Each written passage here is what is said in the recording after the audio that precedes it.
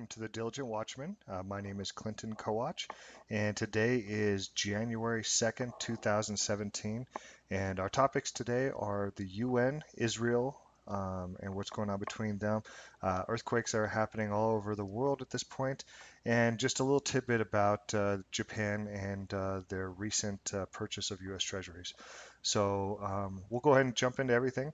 Basically, what most people have a pretty good understanding of what happened with the UN and Israel. The United States, or the United Nations, came out recently and actually came out with a resolution 14 to 0. The United States did not use their veto. Basically, demonstrating that the Israel's settlements within the West Bank, within Gaza, within the old Jerusalem site, basically anything that they inherited from the 1967 war is basically illegal and against international sanctions. Um, Now the problem is that is a whole concept of having an Israeli state is so the Jews have a homeland to be able to move back into Israel. And the only reason that Israel actually took over those disputed areas is because they were attacked by the countries around them. So, there's debates on both sides of it. The big problem that we have though is the United Nations has actually come out and said, that they are against what Israel has been doing, and they're in support of the two-state solution between Palestine and Israel. From a biblical standpoint, this makes your spidey senses kind of jump right off the page, because according to prophecy, there will be a treaty within many, with many, and it's speculated that it's between Israel and Palestine. That will be a peace treaty that is created for 7 years, and it is ushered in by the Antichrist. The problem is we have many different people throughout the years that have tried to accomplish this peace treaty, and it never seemed to really go anywhere. It never really seemed to accomplish its goal. Now, the difference with this here is the United Nations has officially come out against Israel and their actions, and has also created, uh, for lack of better words, a joint session of 70. 70. That's kind of a big number when it comes to prophecy. 70 countries coming together on January 15th in Paris to figure out what to do with Israel and Palestine. And neither Israel nor the leader of Palestine will be there. And they will only be invited after the 70 countries come up with a resolution or come up with some idea or come up with a peace plan to, you know, that the Israelis and the Palestinians have to abide by. Now, if they do not come up with a treaty on the 15th of January, that leaves it to where Donald Trump, the new president of the United States, will be coming into office on the 20th.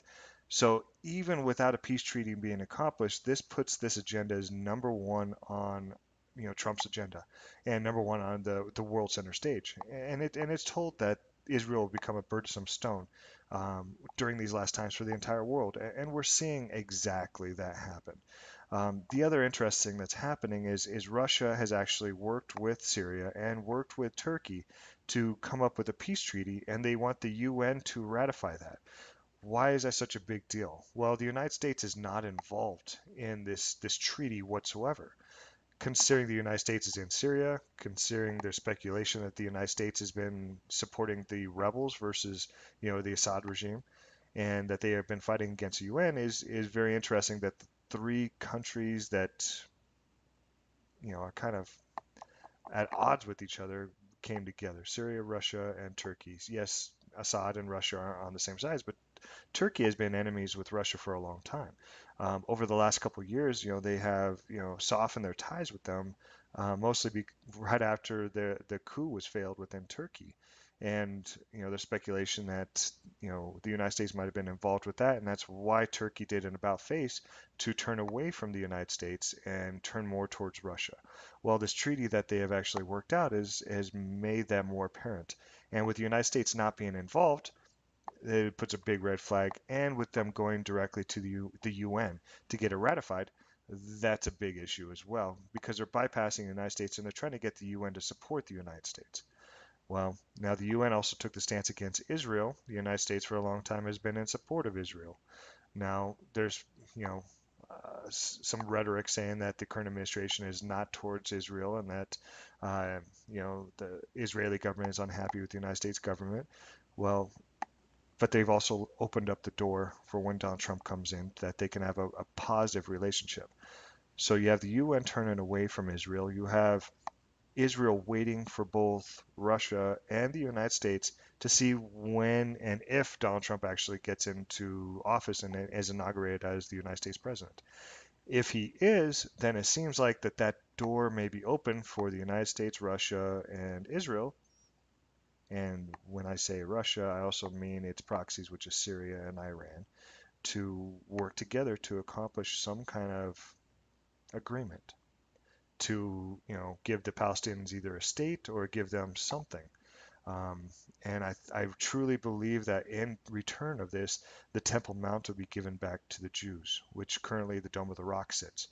And that's not going to make a lot of the Arab Muslims very happy if the Dome of the Rock is destroyed, or if it is given over to the Israelis, and then they can start creating the third temple.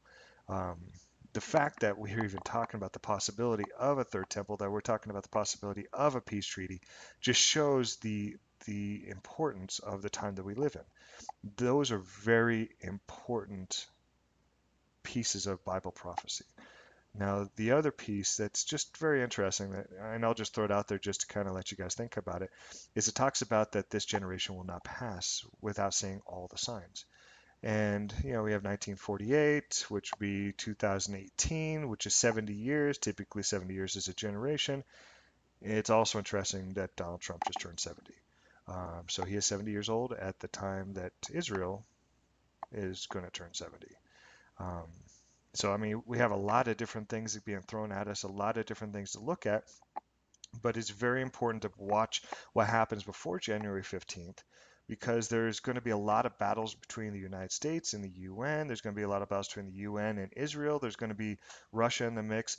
Right now, we have Congress trying to push through legislation to defund the UN. And I know that there's been lots of talks about doing just exactly this, but that's kind of a big step considering that we are one of the main players within the UN.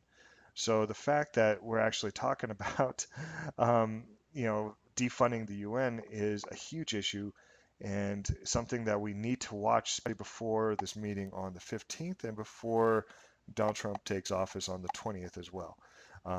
If we defund the UN, After this vote with Israel, then we have the UN basically stepping out of the shadows of the United States. To me, that's exactly what the plan is. The piece that doesn't really make sense why the United States would be at odds with UN in any way is the fact that the United States just gave control of the internet over to the UN. So if the UN just got control of the internet, which is an incredibly untapped resource that the world has, where people are making lots of money, where information is getting, transferred around, where knowledge is increasing to and fro. I mean, all these wonderful things because of the internet, and now the UN is in charge of it, and the UN has taken a firm stance against Israel. You kind of see how the United States is diminishing its power and moving away. Um, and the reason behind the reasons, there's speculation that there's, they're going to happen, volcanoes going to blow up, that there's a massive earth that's going to, there's, Narubu coming in, there's asteroids going to hit, all this, but we really don't exactly know. And let me throw it through the guise of the Bible. We know, according to the Bible, there will be 2 meteors, asteroids that hit the world. One in the water, one on land. We also have an interesting quote of scripture that talks about the stars being rolled up in a scroll and everything being moved from its place, which is kind of a characteristic of a pole shift. So we can't necessarily rule these items out if we're using the Bible as our guide. The fact that there's no possibility that they may be true. Now, does that mean that it's going to happen now? Or that it's happening anytime soon? Well, we need to look and see what's going on to see if that's a possibility. Now, I recommend if any of you have not gone to the usgs.gov, um, I think it's very, very important to do so. In there, you see actual a map of the world with real time on earthquakes, volcanoes, all those kind of things. Um, and I have been watching this for a very long time. And recently, over the last couple of weeks, you can see the activity in Alaska and the activity in California just going crazy. There's hundreds upon hundreds of earthquakes within these two areas, ranging anywhere between like zero point 0.5 to, we've had a couple, I think like 5.7 or 5.8 in Nevada. So they're raising drastically. Plus, we have Oklahoma that's going off. And if you look at this map and you follow it on a daily basis, you can see how for some reason if you look at the ring of fire, you can see that Alaska and California, it's binding in those places. And you can see that it keeps having large earthquakes down in by New Zealand, by Japan, off the coast of Russia and that area, in Indonesia, also in South America, but it binds right around the United States and Alaska. And this is very because they've been for a long time a possibility of something happening within California. And from talking with people that are currently in California or people that have family in California, it's something that they know that they're overdue for a large earthquake, and they're knowing there's a lot of activity, even though it's not being reported.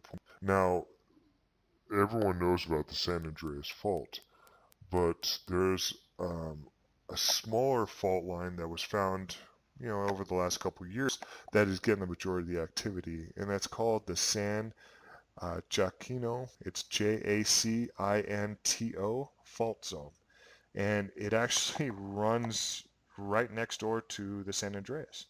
And the problem is, if you trace this fault line down, you can actually see how goes directly through the peninsula where Tijuana is. It goes right on the other side of San Diego, basically goes right through LA, and that's where all this activity is.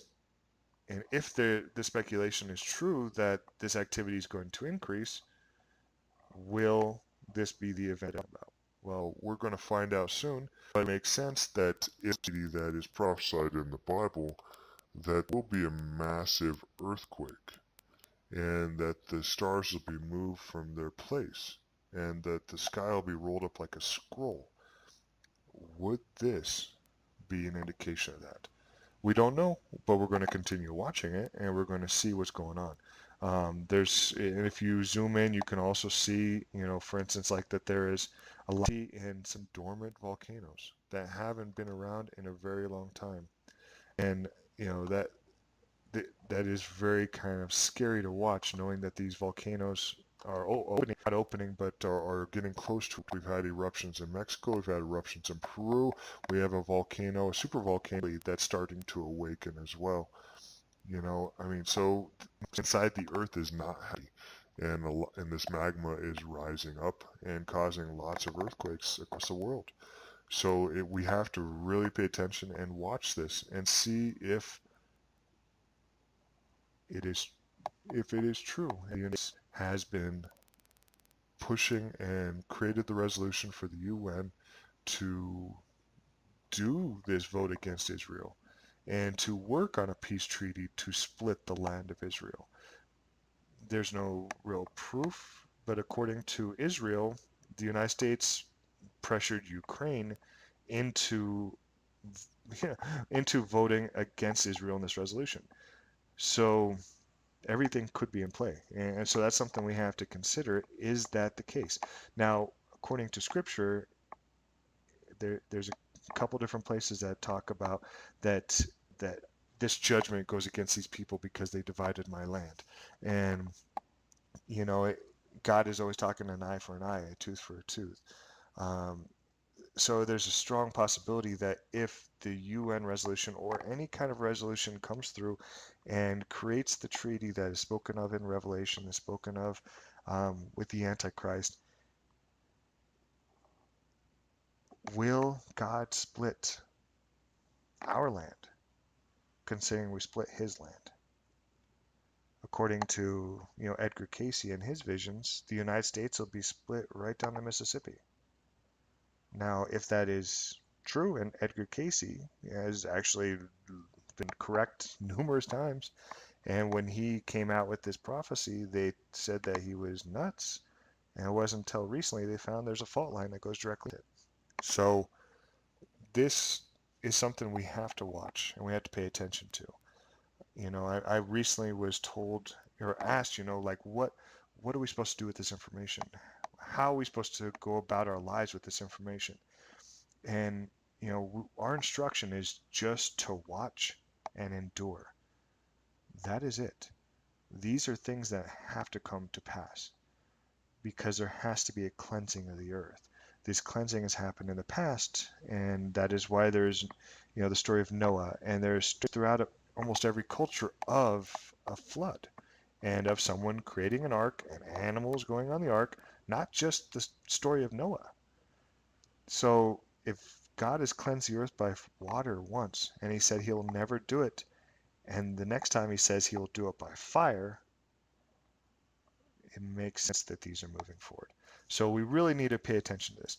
And just one last thing, I'll just leave it, with you talking about a little bit about what's going on with Japan. Um, Currently, the United States stock market is getting close to 20,000. There's speculation that it's manipulate data, and there's a lot that demonstrate that may be true. So look for it to probably hit 20,000 or get close. Now, the problem that we have is the US dollar is incredibly strong at this point, which means that US goods around the world are getting more expensive. Other countries' currency is decreasing in value, so it becomes more expensive for them to purchase our goods. If they cannot purchase our goods, we don't, make any money selling the goods, which means we have to drop our prices to try to sell the goods, which means, for instance, like if Walmart has to drop their prices, they go to their vendor, they say, hey, we used to be $100, now we're going to pay you $75. Do you want our business? And of course that vendor's like, well, I can't lose Walmart, so I'm going to take the $75 and lay off 3 people to cut that expense. So that'll continue. And then unfortunately Walmart or whoever the business is will not sell very much because the strength of the dollar, the US economy is down, Americans don't have any money, basically they're strapped. So their prices will continue to go down, and you have a deflationary economy. And that is what Japan has encountered for the last 20 years. Now, Japan, what they are trying to do, since we are a globally intertwined economy, is they're currently purchasing U.S. treasuries. China used to do that. China sold the majority of theirs. And Japan is stepping in trying to purchase that. So Japan is buying our debt. And the reason for that is they're trying to devalue the US dollar because it's too strong, and then it's actually making the yen stronger, which is helping the Japanese economy. So you have two different countries working together trying to help this problem that we have in the world economy. Well, it's only going to last so long. Venezuela, you look at India, you look at even Sweden, working on getting rid of cash. Australia's working on getting rid of cash. Everything is moving towards a system to where cash is not going to be relevant because there's too much negative business practices or illegal business practices that are being associated with cash. So that'll be the reason that they do what they do. And they've tried this in India. It's been a disaster, but it's going to accomplish their goal. They don't care how they get to their goal as long as they accomplish their goal, which is to get everyone on a cashless society, get everyone on a system to where they can track what they're doing, to eliminate any kind of negative or illegal activity, and to weed out the terrorists and get rid of the terrorist regime. That is the ultimate goal. And that is where we're headed. So watch what happens with the US dollar, watch what happens with other currencies around the world, because they will continue to go down, because from an economic standpoint, there is no way to fix this. That is why the data is manipulated. That is why, if you look at the actual economic numbers, they keep figuring out different ways to calculate those numbers because the data is not coming out the way they want it to be. Now, this does not put any blame on Obama because, well, this has been going on for a long time. And when he stepped into office, we had a massive issue with the housing market. Unfortunately, since 2008, nothing has been fixed.